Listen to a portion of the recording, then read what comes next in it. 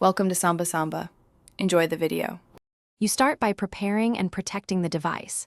Power down, remove SIM and micro SD, and secure a current backup if available. Once done, ground yourself with an ESD strap and organize your tools, small Phillips, spudger, and a parts tray.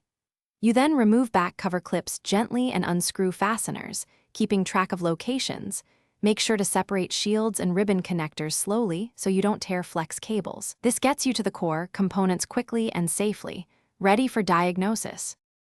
You now diagnose the core fault by checking display, battery, and board connectors under magnification. Look for lifted pads, corrosion, or displaced shields. Once identified, clean all contacts with 90% isopropyl and a soft brush, then dry and reseat each connector firmly. This often restores contact.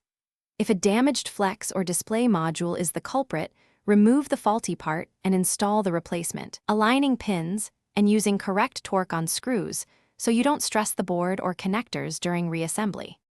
You finish by reversing disassembly.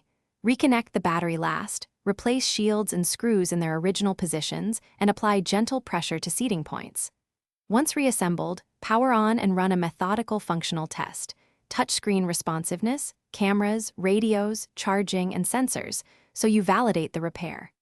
If things go wrong, try a firmware reflash or measure power rail voltages before opening again. That troubleshooting tip often reveals whether the issue is software, a corrupt bootloader. Thanks for watching. Consider subscribing if we helped you.